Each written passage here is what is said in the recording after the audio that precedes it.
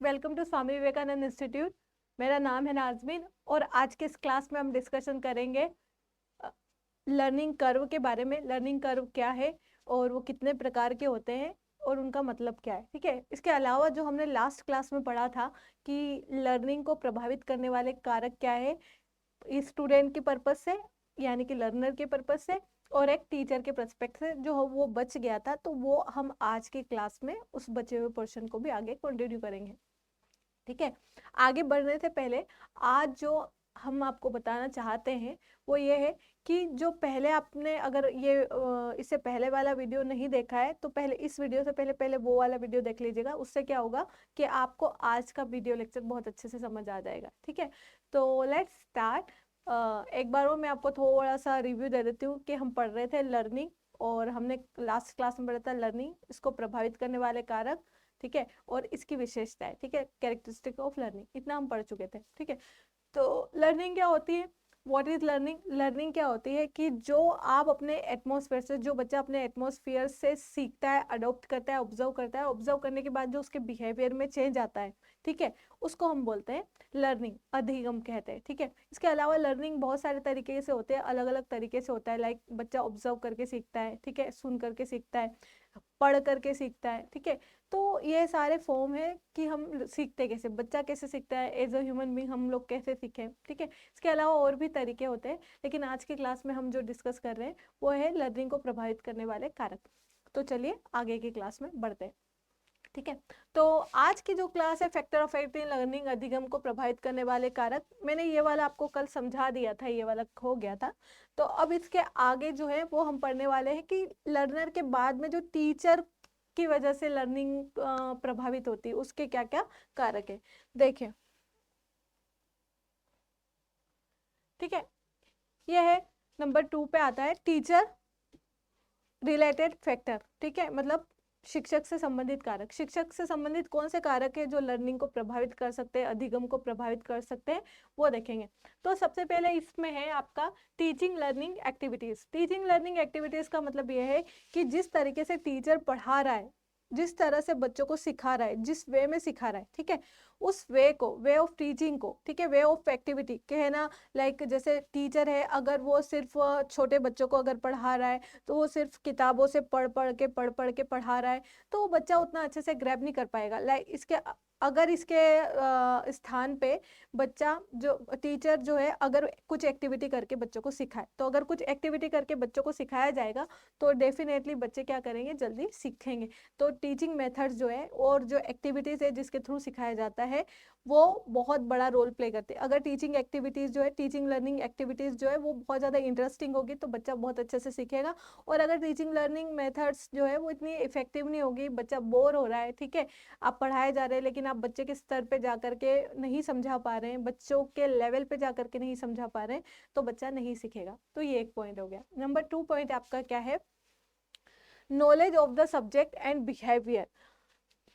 इस बात पे भी टीचिंग लर्निंग डिपेंड करती है कि टीचर को अपने सब्जेक्ट का कितना ज़्यादा नॉलेज है। अगर टीचर अपने सब्जेक्ट में एक्सपर्टीज रखता होगा, बहुत अच्छे से जानता होगा, अपने सब्जेक्ट के हर एक पार्ट को बखूबी जानता होगा, तो उसकी जो लर्निंग है, उसकी जो टीचिंग है वो बहुत ज़्यादा इफेक्टिव होगी, बच्चे उससे बहुत ज़्यादा अच्छे से सीखेंगे। और इसके अलावा न केवल सिर्फ सब्जेक्ट नॉलेज, इसके अलावा जो टीचर है उसका व्यवहार कैसा है, उनका पर्सनैलिटी कैसा है, उनकी व्यक्तित्व कैसा है, उसकी वजह से भी लर्निंग मेथड्स पे, लर्निंग पर बहुत ज़्यादा इफेक्ट होता है। अगर टीचर जो है वो बहुत, उनका इमोशनल क्वोशिएंट जो है वो बहुत ज़्यादा हाई है, वो बच्चों के ज़रूरतों के हिसाब से उनको सिखाता है, बच्चों की हर एक बच्चों को इन्वॉल्व करके पढ़ाता है, इंगेज करके पढ़ाता है, बच्चों को सब्जेक्ट को दुनिया से, रियल वर्ल्ड से कनेक्ट करके बढ़ाता है, तो क्या होगा कि बच्चा बहुत अच्छे से सीखेगा। अगर टीचर बहुत ज़्यादा गुस्से में आएगा, ठीक है, बहुत ज़्यादा सीरियस मूड में आएगा, तो बच्चा नहीं सीखेगा। रादर देन कि बच्चा थोड़ा सा फ्रेंडली मूड में आएगा, ठीक है, सॉरी, टीचर थोड़ा सा फ्रेंडली मूड में होंगे, थोड़ा सा बच्चों को वार्मथ के साथ में पढ़ाएंगे, ठीक है, थोड़ा एंथुसिज्म के साथ में पढ़ाएंगे, बिल्कुल इफेक्टिव तरीके से पढ़ाएंगे, तो बच्चा सीख जाएगा। ठीक है, तो ये दो मेथड होगी। अगली बात है टीचिंग मेथड एंड रिइंफोर्समेंट। वही बात हो गई आपकी कि टीचिंग मेथड्स किस मेथड से टीचर पढ़ा रहा है उस पर बहुत ज़्यादा डिपेंड करता है लर्निंग, ठीक है। अगर आप मैथ पढ़ा रहे हो तो आपको टीचिंग मेथड अलग होगी, अगर आप हिस्ट्री पढ़ा रहे हो तो आपकी टीचिंग मेथड अलग होगी, अगर आप ईवीएस पढ़ा रहे हो तो थोड़ी आपकी टीचिंग मेथड अलग होगी। आप मैथ पढ़ा रहे हो तो आपका पढ़ाने का तरीका बहुत ज़्यादा अलग होगा, बिल्कुल आपको रियल वर्ल्ड के को फैक्ट के साथ में जोड़ करके पढ़ाना होगा। लेकिन वहीं अगर आप हिस्ट्री का कोई चैप्टर पढ़ा रहे हैं तो हिस्ट्री के चैप्टर के लिए आपकी जो टीचिंग मेथड होगी वो स्टोरी फॉर्म में होगी, ठीक है। आपको पूरा का पूरा इस तरीके से समझाना होता है एज अ टीचर के बच्चे के दिमाग में जो कुछ भी इंसिडेंट जो आप पढ़ा रहे हैं वो पूरा का पूरा पिक्चराइज हो जाए, इमेज बन जाए उसकी, ताकि बच्चा उसको लॉन्ग टर्म तक सीख सके, याद रख सके। तो इस तरह से टीचिंग मेथड का जो है वो लर्निंग पे डायरेक्ट इफेक्ट होता है। अगर हम according to subject, according to requirement of children उनको सिखाएंगे सब्जेक्ट के बिहाफ पे, तो डेफिनेटली बच्चा बहुत अच्छा सीखता है, ठीक है। और अगर बच्चे के बिहाफ पे, बच्चे की लेवल को देख करके सब्जेक्ट को डिलीवर नहीं किया जा रहा है, नॉलेज को डिलीवर नहीं कर रहा है, आपकी मेथड फॉल्टी है, तो बच्चा उतना अच्छे से नहीं सीख पाएगा। तो इस तरह से टीचिंग मेथड्स का और रिइंफोर्समेंट का। रिइंफोर्समेंट मतलब कि बच्चों को किस तरह से मोटिवेट किया जाता है सीखने के लिए, उनको क्या प्राइज दिया जाता है, किस तरीके से उनको रिवॉर्ड सिस्टम आपने रख रखा है। लाइक जैसे आप कोई चैप्टर पढ़ा रहे हैं, ठीक है, आपने कोई क्वेश्चन पूछा कि बच्चों बताओ, जैसे हिस्ट्री में के बताइए बच्चों की पानीपत फर्स्ट बैटल कब हुआ था, ठीक है, और बच्चों ने, किसी बच्चे ने खड़े होकर के सही आंसर करा, तो आपने उसको वेरी गुड, बहुत अच्छा, आप और दूसरे बच्चों को मोटिवेट किया कि देखिए ये बहुत इंटेलिजेंट बच्चा है, ये बहुत अच्छा बच्चा है। तो इस तरह से अगर उस बच्चे को रिइंफोर्समेंट करेंगे तो बच्चा खुद भी मोटिवेटेड रहेगा और आसपास का जो माहौल है वो भी सब बनेगा कि सब लोग बच्चे मोटिवेट होंगे कि आगे हम भी पढ़ के आए, हम भी सीखें। तो किस तरह से बच्चों को रिइंफोर्स किया जा रहा है, तो रिइंफोर्समेंट का जो डायरेक्ट कनेक्शन है वो मोटिवेशन से, और मोटिवेशन अच्छा होगा तो डेफिनेटली लर्निंग भी अच्छी होगी। सही, आई होप आपको मेरी ये बात समझ आई होगी। अब जब हम आगे की बात करेंगे तो उस आगे की बात में आप लोगों को याद रखना है कि और कौन कौन से कारक जो है टीचिंग लर्निंग मेथड को प्रभावित करते हैं वो देखेंगे। तो सबसे पहला अगला कारक जो है वो है factor related the with the system and content. अब जो टीचिंग लर्निंग मेथड को प्रभावित करते हैं, मतलब स्पेशली लर्निंग को जो प्रभावित करते हैं, उनमें आप देखें कि एक तो हो गया आपका सिस्टम और एक हो गया आपका कंटेंट। मतलब पूरे आसपास का सिस्टम क्या है, जहाँ पे क्लास हो रही है वहां पे सिस्टम क्या चल रहा है, एक तो वो हो गया। और दूसरा एक और चीज ये हो गया कि किस तरह से बच्चा किस तरह से बच्चा उस माहौल में अपने आप को अनुकूलित कर पा रहा है, अडेप्ट करवा पा रहा है सिचुएशन के अकॉर्डिंग, लर्निंग के हिसाब से, ठीक है। चलिए बात करेंगे। सबसे पहला जो है वो है proper sitting arrangement for student in the classroom. सबसे सीधे सा बात है कि अगर क्लास में सिटिंग अरेंजमेंट सही होगा, ठीक है, अगर क्लास में सिटिंग अरेंजमेंट सही होगा तो बच्चा अच्छे से सीखेगा। और अगर क्लास में अरेंजमेंट सही नहीं है, बैठने के लिए व्यवस्था नहीं है, ठीक है, चेयर्स नहीं है, टेबल्स नहीं है, ठीक है, या फिर बहुत कंजस्टेड होकर के बच्चे बैठे हुए हो, तो बच्चों का जो साइकोलॉजिकल कंडीशन है वो थोड़ी सी डिसरप्ट होगी, और डिसरप्ट होगी तो वो लर्निंग मेथड में उतना इन्वॉल्व नहीं हो पाएगा, ठीक है। तो ये बहुत ज़्यादा ज़रूरी है कि जो क्लास में सिस्टम बना हुआ हो वो बहुत परफेक्ट बना हुआ, प्रॉपर डिस्टेंस के साथ में बच्चों को बैठने की पूरे अच्छे से सुविधा दी गई हो, ठीक है। नंबर 2 पे जब हम बात करेंगे स्कूल एंड फैमिली एनवायरनमेंट, ठीक है, ये भी बहुत ज्यादा इंपॉर्टेंट है, स्कूल का और फैमिली का, ठीक है। स्कूल का और फैमिली का लर्निंग मेथड पे डायरेक्ट इफेक्ट हो। स्कूल का जो माहौल है, अगर वो माहौल बहुत ज़्यादा बच्चों को प्रमोट करने वाला होता है, मोटिवेट करने वाला होता है, चीज़ों को अच्छी तरीके से मेंटेन करके चलता है, बच्चों के बिहेवियर के हिसाब से पूरा स्कूल मॉडल डिज़ाइन हुआ होता है, तो वहाँ पे लर्निंग अच्छी होती। इसी तरह से फैमिली का माहौल किस तरह से, अगर फैमिली में बच्चे को सीखने पे, अच्छी बातें सीखने पे, पढ़ने पे मोटिवेट किया जाता है, इन्फोर्स किया जाता है, कुछ ना कुछ प्राइस का होता है, प्रेज मिलती है, बच्चा तो मोटिवेटेड रहेगा बच्चा सीखने के लिए। लेकिन वहीं पे अगर स्कूल का माहौल ऐसा है, नेगेटिव है, ठीक है, बच्चे को बात बात पे डांट पड़ती है, ठीक है, प्रॉपर इन्फोर्समेंट नहीं किया जाता है, तो बच्चा डिमोटिवेटेड रहेगा, स्कूल जाने से भी कतराएगा कि नहीं स्कूल नहीं जाना है, ठीक है, तो कैसे सीखेगा।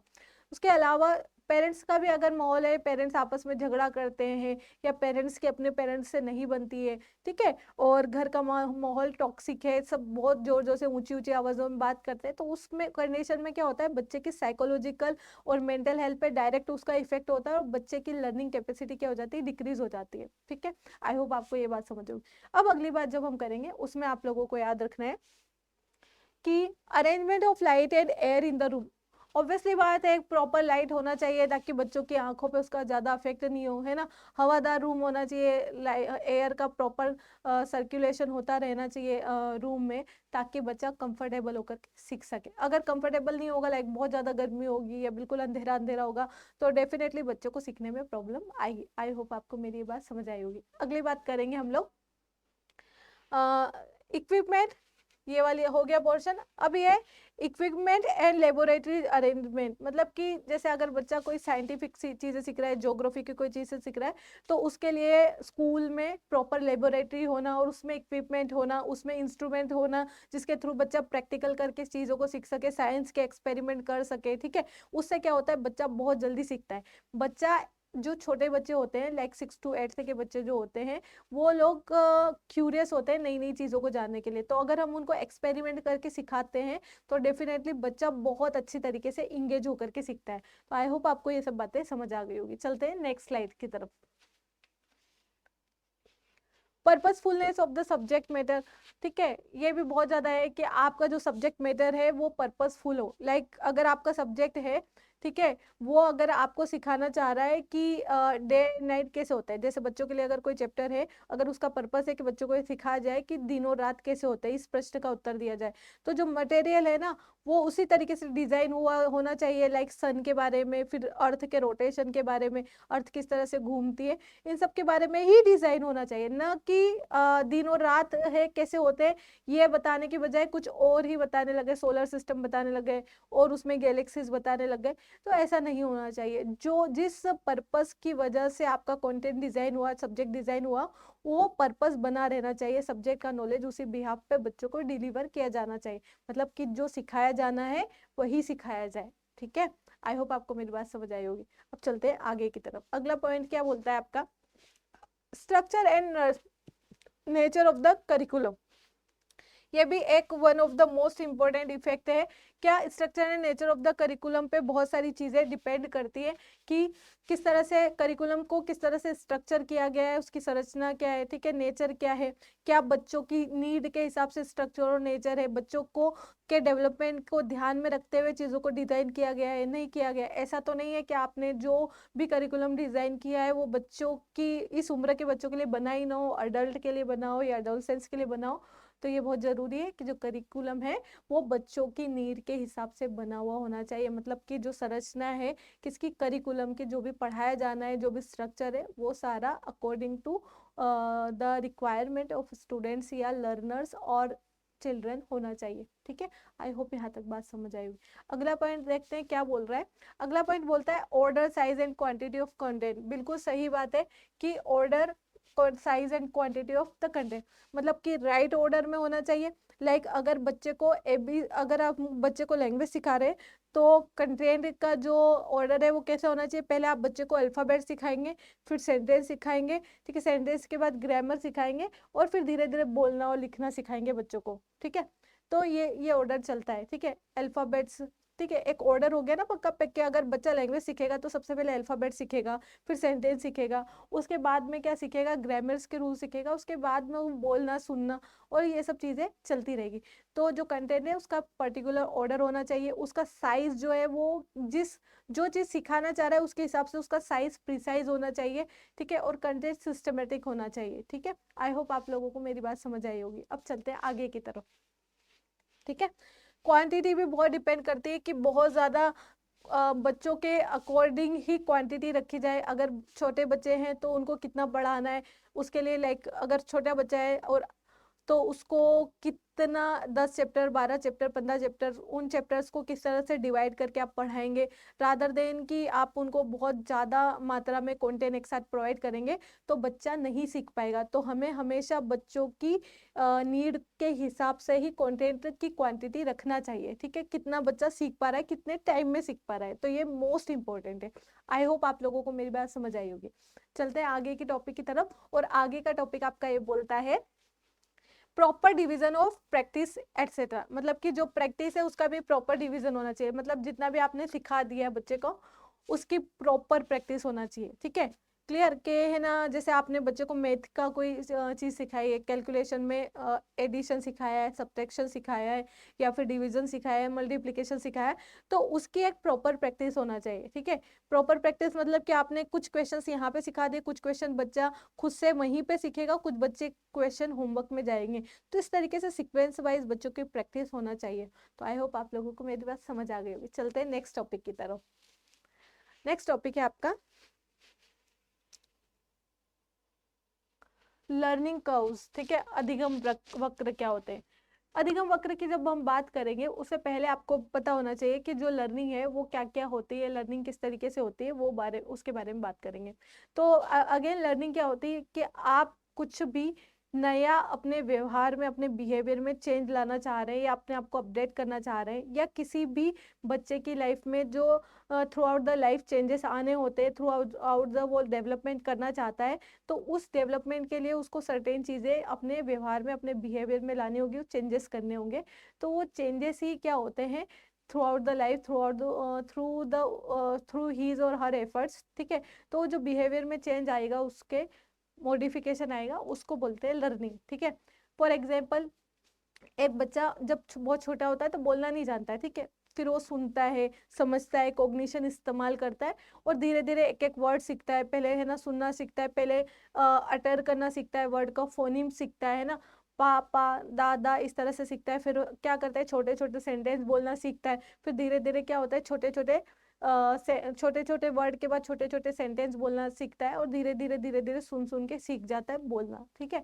तो इस तरह से उसका बिहेवियर पहले कैसा था, बिल्कुल नहीं बोलने वाला, लेकिन थोड़े टाइम बाद जब उसने सुना सीखा तो उसके बाद क्या है, वो बोलना सीख गया अच्छे से, ठीक है। तो ये उसके व्यवहार में क्या है, चेंज आया, उसके बिहेवियर में क्या हुआ, चेंज आया, उसकी लाइफ में क्या हुआ, चेंज आया, ठीक है। तो ये चेंज ही क्या होता है, लर्निंग होती है। आई होप आप लोगों को मेरी बात समझ आ गई होगी। अब जब आगे की बात करेंगे लर्निंग कर्व की, लर्निंग कर्व ये बताता है कि आप कितना एफर्ट करेंगे तो कितना सीखेंगे, ठीक है, कितने एफर्ट्स के बाद कितना सीखेंगे, उसका ग्राफिकल रिप्रेजेंटेशन जो है उसको क्या बोलते हैं हम लोग, लर्निंग कर्व्स। अब ग्राफिकल रिप्रेजेंटेशन क्या होता है, ग्राफ के रूप में बताना अपनी लर्निंग को, ठीक है। अभी हम आगे देखेंगे, लेकिन पहले डेफिनेशन की बात करते हैं। डेफिनेशन क्या बोलती है, डेफिनेशन ये बोल रही है कि learning curve is the representation in graph, ये देखिए लर्निंग कर्व क्या है, एक रिप्रेजेंटेशन है ग्राफ के फॉर्म में, ये बात याद रखिएगा, ठीक है, किसके फॉर्म में, ग्राफ के फॉर्म में, of the rate of learning. Rate of learning मतलब आपने कितना सीखा, ठीक है, रेट ऑफ लर्निंग मतलब कि टाइम के अकॉर्डिंग आपने कितना सीखा, ठीक है, समथिंग ओवर टाइम और रिपीटेड एक्सपीरियंसेस, ठीक है, मतलब अपने टाइम के हिसाब से कितना सीखा उसको ग्राफ के रूप में बताना लर्निंग करके लाता है। आई होप यहाँ तक बात समझ आ गई होगी। चलते हैं नेक्स्ट स्लाइड की तरफ।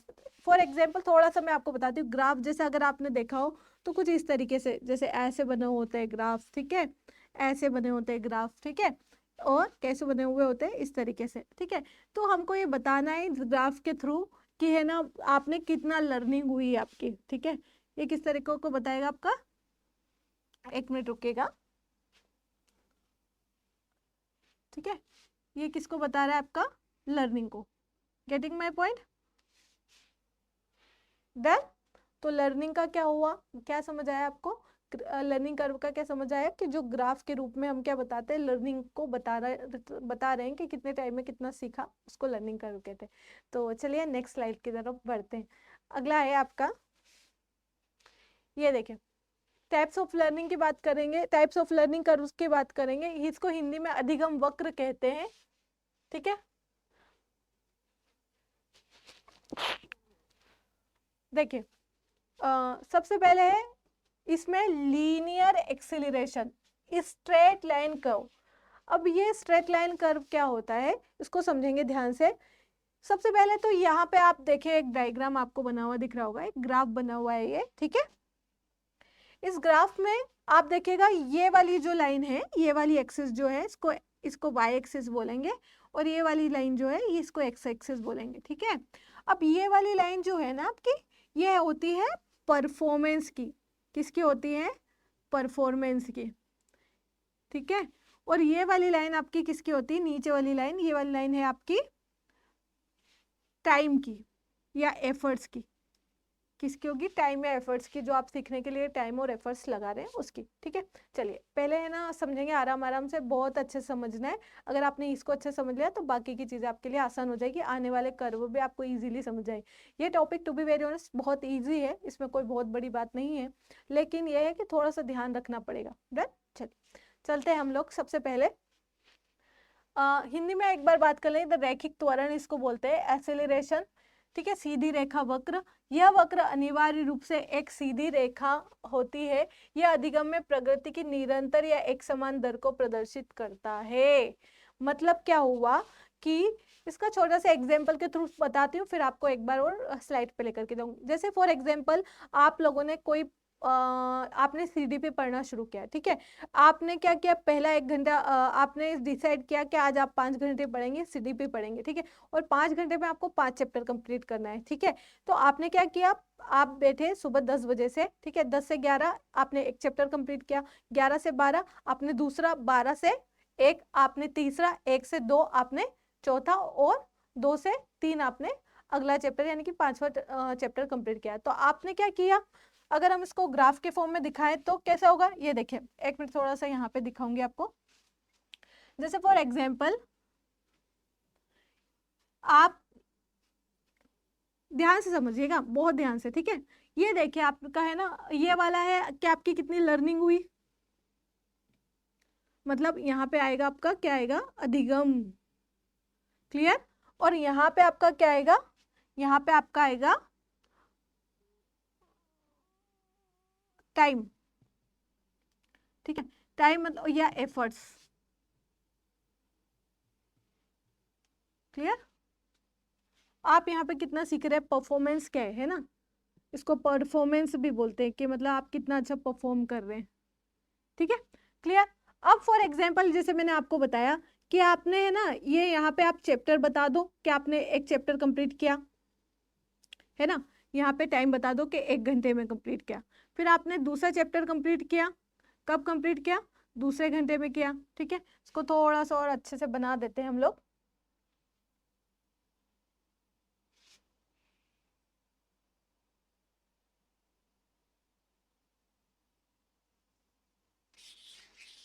ये देखें,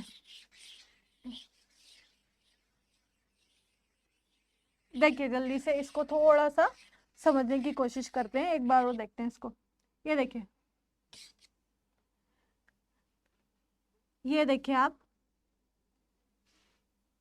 ये होगी आपकी लर्निंग, कितना लर्न किया, ये क्या हो गया आपका टाइम, ठीक है। माना कि आपने एक चैप्टर कंप्लीट किया, ठीक है, कितने घंटे में कंप्लीट किया, 1 घंटे में। फिर आपने दूसरा चैप्टर कंप्लीट किया, कितने घंटे में कंप्लीट किया, 2 घंटे में। फिर आपने तीसरा चैप्टर कंप्लीट किया, कितने घंटे में कंप्लीट किया, 3 घंटे में। फिर आपने चौथा चैप्टर कंप्लीट किया, कितने घंटे में किया, 4 घंटे में। फिर आपने 5वां चैप्टर कंप्लीट किया, कितने घंटे में कंप्लीट किया, 5 घंटे में। बात समझ आ रही है आप लोगों को? तो आपको क्या, आप क्या देख रहे हैं, पहले आपने कितना सीखा, ये पहले यहाँ पे आया, ठीक है, फिर यहाँ पे देखिए, ठीक है, मतलब आप फिर बढ़ गए, ठीक है। ये देखिए, देख रहे हैं ना, ये देखिए इस तरीके से आप क्या कर रहे हैं, बढ़ रहे, यहाँ पे भी देखिए बढ़ रहे, ठीक है। फिर यहाँ पे भी क्या हुआ, बढ़ रहे, ठीक है। इस तरह से अगर यहाँ पे अगर एक ग्राफ प्लॉट करेंगे हम, तो वो कैसे होगी, एक स्ट्रेट लाइन होगी, ठीक है। तो इसको बोलते हैं सीधी रेखा कर्व। सीधी रेखा कर्व सबसे आइडियल स्टेट होती है सीखने की, मतलब इसमें क्या होता है, आप सबसे अच्छे तरीके से सीखते हैं। एक बार मैं थोड़ा सा शॉर्ट में बता देती हूँ, थोड़ा सा बोरिंग लग रहा होगा आप लोगों को। देखिए क्या होता है कि जब हम समान समय में समान तरीके से एक समान रूप से सीखते जाते हैं, बढ़ते रहते हैं समान टाइम में, मतलब कि टाइम भी ग्रो कर रहा है और आप लर्न भी कर रहे हैं, तो दोनों साथ साथ अगर बढ़ते जाते हैं तो उसके लिए अगर हम ग्राफ में रेखा खींचते हैं तो वो एक सीधी रेखा होती है। यह आइडियल स्टेट होती है किस चीज के लिए? लर्निंग के लिए। आई होप आपको सीधी रेखा वक्र समझ आया होगा। ठीक है, एक बार और मैं आपको इसकी स्लाइड पे बता देती हूँ कि क्या चीज थी। ये देखिए क्या होता है, यह वक्र अनिवार्य रूप से एक सीधी रेखा होती है। ये देखिए एक सीधी रेखा है, ठीक है, और यह अधिगम की प्रगति की निरंतरता को बताती है, मतलब कंटिन्यूस आपकी प्रगति हो रही, क्या आप आगे बढ़ते रह रहे। आई होप ये वाली चीज आपको समझ आ गई होगी। ठीक है, क्लियर। अब आगे बढ़ते हैं नेक्स्ट स्लाइड पे। नेक्स्ट आपका टाइप है पॉजिटिव एक्सेलरेशन या कॉनकेव कर्व। अब कॉनकेव और कॉन्वेक्स का क्या मतलब होता है? कॉनकेव का मतलब होता है अगर इस तरीके से ग्राफ होता है तो ये होता है आपका कॉनकेव। कॉनकेव मिरर अगर आपने साइंस में पढ़ा हो कभी तो कॉनकेव मिरर और कॉन्वेक्स मिरर भी पढ़ा हो ना, तो ये कॉनकेव मिरर का टाइप है, मतलब कि थोड़ा सा ये कटोरी की तरह इस तरह से होता है, खुला हुआ। ठीक है, तो इसको क्या बोलते हैं? Concave mirror. कॉनकेव और हिंदी में बोलते हैं इसको अवतल। क्या बोलते हैं? अवतल। क्लियर। तो इसकी रचना का अगर ग्राफ है तो वो होता है आपका कौन सा ग्राफ? Concave curve. ठीक है, ये होता है पॉजिटिव एक्सीलरेशन। पॉजिटिव मतलब कि धनात्मक त्वरण होता है इसमें। धनात्मक त्वरण क्या होता है पहले इसको शॉर्ट में मैं समझा देती हूँ, फिर हम स्लाइड पे चलेंगे। अगर कोई फॉर एग्जांपल आप लोगों ने कोई फॉर एग्जांपल आपने जैसे आप लोगों ने सीखना शुरू किया, आपने कंप्यूटर सीखना शुरू किया, ठीक है, एग्जाम्पल के लिए। तो जब कंप्यूटर सीखना शुरू किया तो स्टार्टिंग में आपको कुछ समझ नहीं आता है, कुछ भी समझ नहीं आया। ठीक है, लाइक किस तरह से कीबोर्ड चलाते हैं, किस तरह से माउस चलाते हैं, मॉनिटर क्या होता है ना, तो सीपीयू क्या, आपको कुछ नहीं पता है। तो आपने पहले क्या करा, एक दिन गए, पहले देखा, थोड़ा सीखा, ठीक है, फिर दूसरे दिन गए, फिर आपने थोड़ा सीखा, फिर तीसरे दिन गए, फिर आपने थोड़ा सीखा। तो इस तरह से पहले आपके सीखने की गति क्या है? बहुत धीमी है। आप धीरे धीरे धीरे धीरे सीख रहे हैं, ठीक है, लेकिन आप धीरे धीरे सीखते जा रहे, फिर 1 महीना हुआ, 2 महीने हुआ, 3 महीने हुए, और 3 के बाद 6 महीने हुआ, तब तक आप बिल्कुल यहाँ पे थे जब आपको पता भी नहीं था मॉनिटर क्या होता है, कीबोर्ड क्या होता है। लेकिन अब आप इतने प्रो लेवल हो गए, आप फास्ट में स्पीड भी कर पा रहे हैं, आपको डिजिटल डिजिटल चीज़ें भी समझ आती है, आपको सोशल मीडिया भी समझ आता है, आपको माइक्रोसॉफ्ट भी समझ आता है, आपको पावर पॉइंट भी समझ आता है। तो ऐसे करके आपने धीरे धीरे धीरे करके एकदम से फिर आप बहुत तेज गति से सीखना शुरू कर दिए। तो इस तरह की जो लर्निंग होती है, इस तरह का जब आप टाइम में पहले धीरे धीरे सीखते हैं और फिर आपकी गति एकदम से क्या होती है? बढ़ जाती है। सीखने की गति एकदम क्या हो जाएगी? बढ़ जाएगी। लर्निंग की जो रेट है वो एकदम से क्या हो जाएगी? चेंज हो जाएगी, बढ़ जाएगी। तो इस चीज के लिए हम बोलते हैं, क्या बोलते हैं बताइए? इस चीज के लिए बोलते हैं हम कॉनकेव कॉनकेव कर्व। इस चीज को हम क्या बोलते हैं? Concave curve. ये देखिए यहाँ पे अगर आप कर्व देखेंगे तो यहाँ पे आप पहले धीमे धीमे सीखते हैं, आपकी सीखने की कैपेबिलिटी बहुत धीरे होती है, फिर एकदम से क्या होती है? बढ़ जाती है सीखने की कैपेबिलिटी। पहले आप धीरे सीख रहे थे, बहुत धीरे धीरे धीरे, लेकिन फिर आप बढ़ना शुरू किए, बढ़ना शुरू किए, बढ़ना शुरू किए। तो इस तरीके से क्या होता है? धीरे धीरे आपकी स्पीड एकदम से क्या हो जाती है? ग्रो कर जाती है। आई होप आप लोगों को मेरी बात समझ आ गई। चलते हैं अगली बात की तरफ। पहले एक बार स्लाइड में जो लिखा हुआ है उसको देख लेते हैं, ठीक है। स्लाइड में क्या लिखा हुआ है वो देखिए, the curve shows that learning is slow the start. ये देखिए बहुत इंपॉर्टेंट लाइन है, लर्निंग क्या होती है? स्टार्ट में स्लो होती है इसमें, but becomes faster with the progress of learning time. लेकिन जैसे जैसे टाइम बढ़ेगा, लर्निंग का टाइम बढ़ेगा, वैसे वैसे ये फास्ट होती रहेगी। आई होप आपको ये समझ आ गई होगी, ठीक है। याद रखिएगा कॉनकेव कॉनकेव कर्व हुआ ये, ठीक है। एक्सीलरेशन कैसा हुआ? किस तरह का बोलते हैं? पॉजिटिव एक्सीलरेशन या धनात्मक अवतल, ठीक है, धनात्मक त्वरण। आगे बात समझ में, चलते हैं नेक्स्ट कर्व की तरफ। नेक्स्ट कर्व क्या कहता है आपका?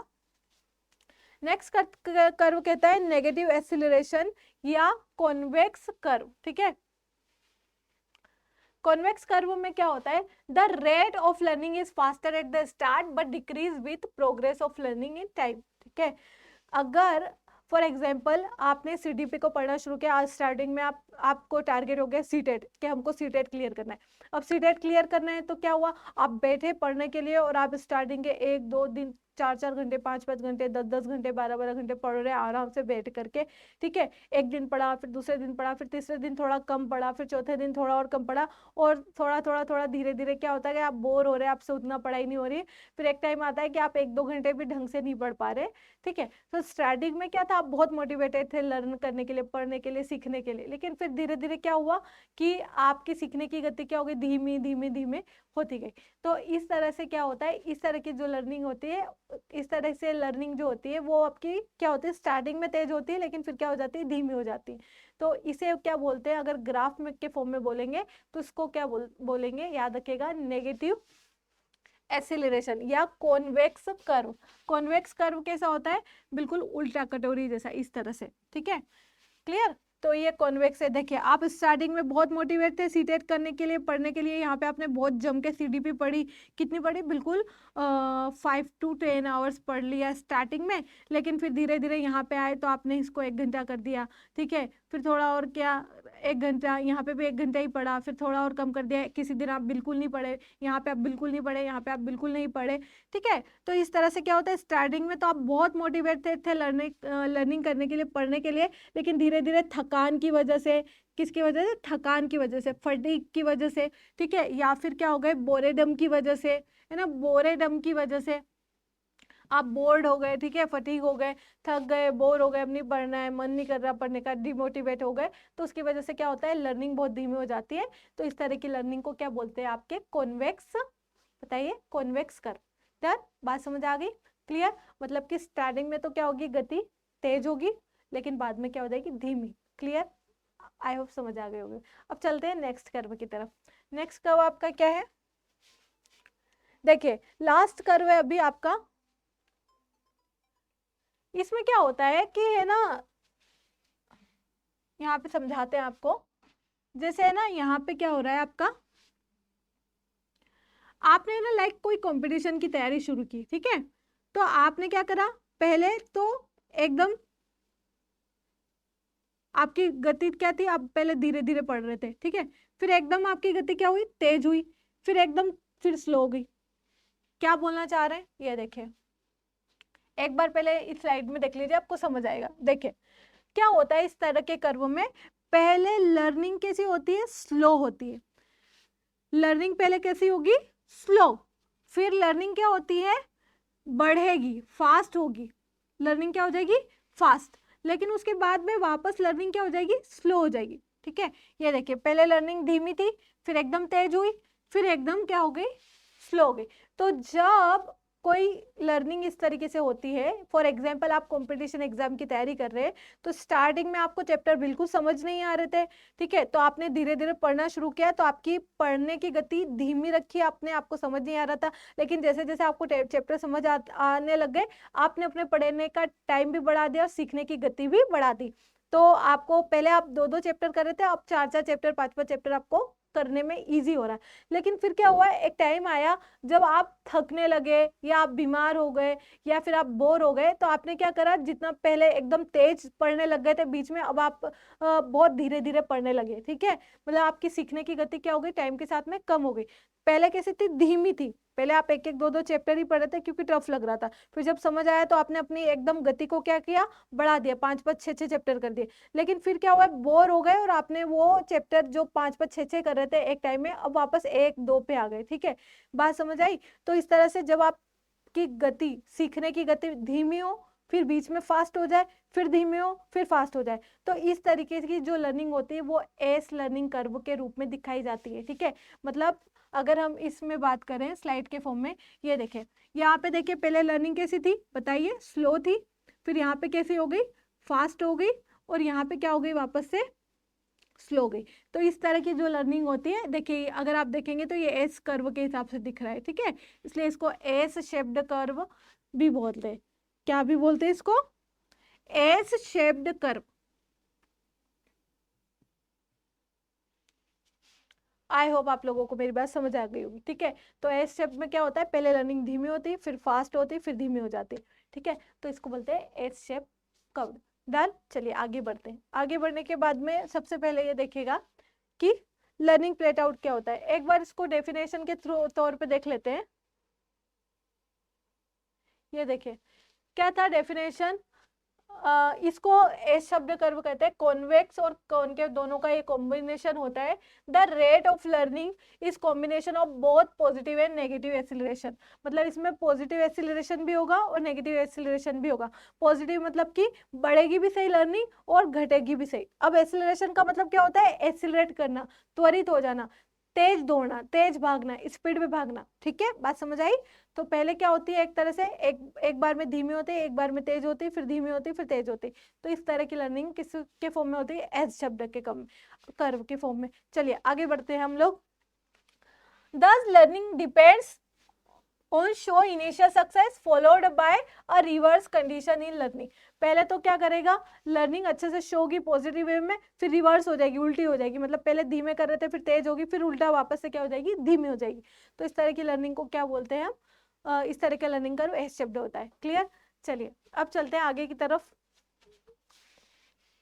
लास्ट टॉपिक आज का, लर्निंग प्लेटो, अधिगम पठार। अब लर्निंग प्लेट्यू क्या होता है वो समझ लीजिए। लर्निंग प्लेट्यू क्या होता है, कभी कभी क्या होता है कि हम जैसे फॉर एग्जांपल आप है ना टाइपिंग स्पीड पे काम कर रहे हैं अपनी कंप्यूटर स्किल्स पे, अगेन एग्जांपल देते हैं। ठीक है, तो आपने काम करना शुरू किया, आपने आपकी पहले स्पीड थी लाइक मान लिया 10 वर्ड पर मिनट। ठीक है, फिर आपने बढ़ाया, आपने 20 वर्ड की, फिर आपने बढ़ाया, मेहनत की, सीखा टाइम के साथ में, 30 किया, 40 किया, 50 किया।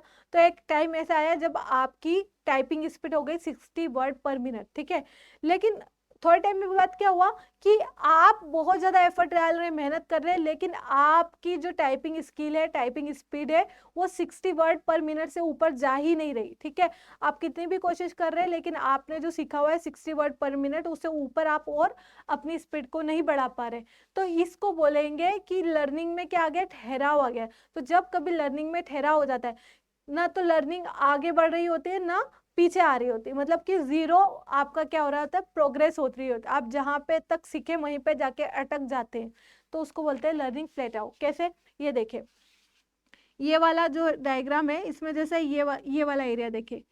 ठीक है, ये वाला यहाँ पे आपकी जीरो लर्निंग हो रही है। ठीक है, लर्निंग जीरो लर्निंग होगी। जीरो लर्निंग क्यों, क्योंकि ना तो आप बढ़ रहे ना घट रहे, सीधी रेखा आगे ना। पठार बोलते हैं इसको। पठार कैसा होता है, सपाट होता है ना बिल्कुल। प्लेट्यू कैसा होता है, बिल्कुल सपाट होता है, ना तो ऊपर होता है ना नीचे होता है, बिल्कुल सपाट होता है। तो इसी तरह से आपकी लर्निंग ना तो बढ़ रही होती है ना घट रही होती है, बिल्कुल कैसे हो जाता है, एकदम पठार जैसा, प्लेट्यू जैसा हो जाता है। तो उसके लिए वर्ड यूज करते हैं लर्निंग प्लेट्यू। एक बार स्क्रीन पे देख लेते हैं क्या बोल रहा है। ठीक है, तो स्क्रीन पे बोल रहा है, it is a long flat horizontal stretch in the learning curve, it represent that there is no progress. क्या रिप्रेजेंट करता है ये, कि यहाँ पे कोई भी प्रोग्रेस नहीं है लर्निंग में। तो जब लर्निंग में कोई प्रोग्रेस नहीं होती है, लर्निंग ना तो आगे बढ़ रही होती है ना घट रही होती है, तो उसके लिए जो कर्व यूज किया जाता है उसी को लर्निंग प्लेट्यू कहते हैं। आई होप आप लोगों को मेरी बात समझ आ गई होगी। इसी तरह बच्चों के संदर्भ में भी अगर देखा जाए, अगर बच्चा एक तरह से लिखना और पढ़ना सीख गया, लेकिन उसके अलावा कुछ और वो पढ़ नहीं पा रहा, साइंस नहीं सीख पा रहा है, मैथ नहीं सीख पा रहा है, कुछ भी नहीं, सिर्फ वो पढ़ना और लिखना सीखा, लेकिन उसके अलावा कुछ और नहीं सीख पा रहा है, पढ़ना लिखना आता है, इसके अलावा कुछ और अपने अंदर ला नहीं पा रहा है। ठीक है, तो वो अभी किस पे आ गया, लर्निंग प्लेट्यू पे आ गया। ठीक है, अच्छा लर्निंग प्लेट्यू दूर दूर कैसे होता है, टीचिंग लर्निंग मेथड को थोड़ा सा इंटरेस्टेड बना करके, मोटिवेट कर करके बच्चों को कुछ नया एनवायरनमेंट में चीज़ों को सिखा करके, तो लर्निंग प्लेटआउट को दूर किया जा सकता है through efforts. Right, I hope आपको आज की क्लास समझ आई होगी। आज हमने जो सीखा वो था टीचिंग लर्निंग मेथड्स, जो लर्निंग को प्रभावित करने वाले कारक जो टीचर के तरफ से होते हैं और जो किसकी तरफ से होते हैं, कंटेंट और सिस्टम की तरफ से होते हैं वो।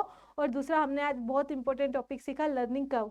आई होप आपको ये सब समझ आया होगा। एक बार शॉर्ट में बता देती हूँ। सबसे पहले लर्निंग कर्व में हमने कौन सा देखा था, कौन सा देखा था बताइए, जो लीनियर रेखा वाला कर्व था। लीनियर रेखा में जब आप टाइम के साथ में आगे बढ़ रहे, सीखते जा रहे हैं। ठीक है, नंबर 2 पे हम लोगों ने क्या सीखा था बताइए, धनात्मक त्वरण, मतलब कि पॉजिटिव एक्सीलरेशन, जिसमें क्या होता है, स्टार्टिंग में आपकी लर्निंग की गति धीमी होती है, लेकिन फिर बाद में क्या हो जाती है, एकदम तेज हो जाती है। उसके बाद तीसरे नंबर पे हमने क्या सीखा, नेगेटिव एक्सीलरेशन मतलब कि पहले आप बहुत मोटिवेटेड होते सीखने के लिए, बाद में क्या हो जाती है, आपकी लर्निंग की गति धीमी हो जाती है, ठीक है। और लास्ट में हमने सीखा था एस शेप लर्निंग कर्व के बारे में, जब आपकी गति स्टार्टिंग में स्लो होती है, बीच में फास्ट होती है और फिर बाद में स्लो हो जाती है। उसके बाद में हमने लर्निंग प्लेट आउट की बात की। लर्निंग प्लेट आउट में क्या होता है कि एक ऐसी सिचुएशन आ जाती है लर्निंग के दौरान जहाँ पे आपकी लर्निंग में कोई प्रोग्रेस नहीं होती, जीरो लर्निंग प्रोसेस हो जाती है। बात समझ आई? तो उसको हम क्या बोलते हैं, प्लेट्यू, मतलब आपकी लर्निंग ना तो आगे बढ़ रही है ना पीछे हट रही है, तो इस कंडीशन को क्या बोलते हैं, लर्निंग प्लेट्यू। आई होप आपकी क्लास समझ में आई होगी आप लोगों को। Thank you so much for watching, keep learning, और बने रहिए हमारे साथ में ताकि सीटेट को क्लियर करने की जर्नी में हम आपका साथ दे सके। होप आपको समझ आया होगा। नेक्स्ट वीडियो में बहुत जल्द मिलते हैं, तब तक के लिए keep learning, keep motivated, be hard working. Thank you so much.